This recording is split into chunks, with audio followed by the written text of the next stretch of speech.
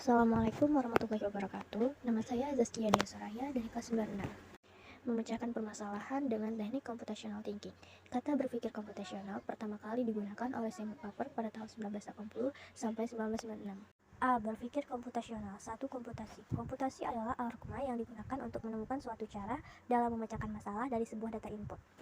Komputasi terbagi menjadi 5 dominan, diantaranya software engineering, informasi sistem, computer engineering, dan informasi teknologi. 2. Teori komputasi. Teori komputasi adalah cabang yang berhubungan dengan bagaimana masalah dapat dipecahkan pada suatu model komputasi secara efisien menggunakan algoritma. Terbagi menjadi 3 fokus besar, yaitu bahasa, teori otomata, teori komputabilitas, dan teori kompleksitas komputasi. A. Teori otomata adalah teori mengenai mesin abstrak dan berkaitan erat dengan teori bahasa formal. B. Teori komputabilitas adalah teori yang bertujuan untuk memeriksa apakah persoalan komputasi dapat dipecahkan pada satu model komputasi. C. Teori kompleksitas mengklasifikasikan persoalan sebagai persoalan mudah atau sulit. 3. Pengertian berpikir komputasional. Menurut Jonathan M. Wing, berpikir komputasional adalah proses berpikir yang terlibat dalam merumuskan masalah dan mengungkapkan solusinya sedemikian rupa. Computational thinking merupakan cara berpikir yang memungkinkan untuk menguraikan suatu masalah menjadi beberapa bagian yang lebih kecil dan sederhana. Computational thinking digaungkan oleh Seymour Papert 1980 dalam bukunya yang berjudul Midstrom. Berpikir komputasional bukan berarti berpikir secara komputer. Seymour Papert berfokus pada 2 aspek komputasi. Pertama, bagaimana menggunakan komputasi untuk menciptakan pengetahuan baru. Kedua, bagaimana menggunakan komputer untuk mengingatkan pemikiran. 4. Beberapa karakteristik berpikir komputasional. A. Mampu memberikan pemecahan masalah menggunakan komputer. B. Logika dalam mengelompokkan dan menganalisa data. C. Mampu melakukan representasi data melalui abstraksi dengan suatu model. 2. Analisis, yaitu kumpulan kegiatan atau proses yang saling berkaitan untuk memecahkan masalah menjadi lebih detail dan digabungkan kembali lalu ditarik kesimpulan. 3. Evaluasi solusi dan pilihan data yang telah dianalisis dari masalah. Pada beberapa kasus ini dapat berarti mengetes skenario atau pada kasus lain membuat simulasi untuk mencari konsep. 5. Metode berpikir komputasional. A. Dekomposisi adalah suatu proses dalam computational thinking yang berfungsi untuk membagi masalah. B. Pengenalan pola, yaitu proses mengenali pola atau kesamaan umum dari masa lalu yang serupa dengan masalah yang ditemukan. C. Abstraksi adalah melakukan generalisasi dan mengidentifikasi prinsip-prinsip unsur yang menghasilkan pola, tren, dan keteraturan. D. Algoritma yang sering disebut untuk perhitungan penalaran secara otomatis dan pemrosesan data. Terdapat 3 cara yang digunakan dalam menuliskan algoritma. 1. Kalimat deskriptif. 2. Vocab. 3. Pseudocode.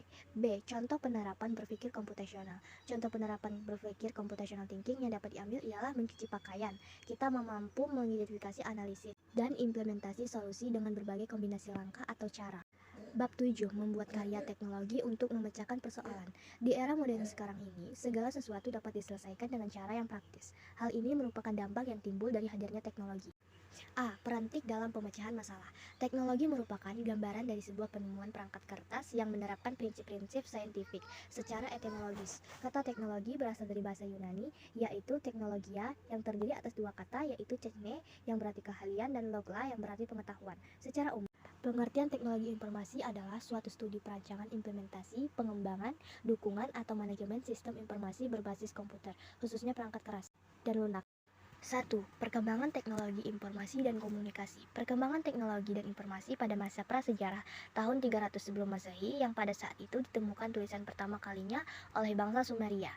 A. Masa prasejarah. Di masa prasejarah, manusia purba berkomunikasi melalui informasi di dinding-dinding gua.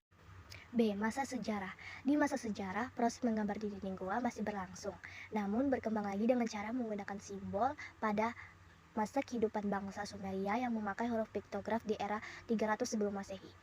C. Masa modern. Pada masa modern, teknologi komunikasi telah memungkinkan informasi bisa menyebar sangat luas, dimulai dari tahun 1400-an di mana telah ditemukan media cetak menggunakan 4 huruf dari besi. Hingga di masa ini mulai ditemukan koran, telegraf, telepon, mesin ketik, radio, televisi, dan internet. 2. Fungsi teknologi informasi dan komunikasi. A. Menangkap. B. Menyimpan. C. Mengelola. D. Transmisi. E. Mencari kembali. F. Menghasilkan. 3. Tujuan utama teknologi. A. Tujuan teknologi informasi dalam memecahkan masalah. B. Tujuan teknologi informasi dalam membuka kreativitas. C. Tujuan teknologi informasi efektif dan efisien. B. Mengimplementasikan computational thinking untuk memecahkan persoalan. Cara mengimplementasikan computational thinking dengan cara memahami masalah, mengumpulkan semua data, lalu mencari solusi sesuai dengan masalah. C. Konsep matematika dalam program komputer. Bidang ini berbeda dengan ilmu komputer yang mengkaji komputasi komputer dan pemrosesan informasi. Bidang ini juga berbeda dengan teori dan percobaan segala bentuk tradisional. 1. Sejarah komputasi modern. Komputasi modern adalah sebuah konsep sistem yang menerima instruksi dan menyimpannya dalam sebuah memori. Komputasi modern pertama kali digagas oleh ilmuwan bernama John von Neumann. Ia memberikan berbagai sumbangsinya dengan cara meningkatkan karyanya dalam bidang matematika, teori kuantum, game teori, fisika nuklir, dan ilmu komputer. Beberapa karakteristik komputasi modern. A. Komputer terhubung ke jaringan yang luas dengan kapasitas bandwidth yang beragam. B. Komputer maupun jaringan tidak terdedikasi bisa hidup otomatis waktu-waktu tanpa jadwal yang jelas. C. Komputer penyedia sumber daya bersifat heterogeneus karena terdiri atas beberapa jenis perangkat keras. 3. Manfaat komputasi modern. 1. Akurasi. 2. Kecepatan. 3. Problem volume besar. 4. Modeling. Macam-macam komputasi modern: mobile computing, grid computing, dan cloud computing. 5. Langkah-langkah pemecahan masalah dengan konsep matematika. A. Memahami masalah. B. Membuat rencana penyelesaian. C. Melaksanakan rencana. D. Melihat kembali. Membuat karya untuk memecahkan persoalan. 1. Program menentukan kelulusan siswa. 2. Program menghitung nilai siswa. 3. Program menghitung gaji karyawan.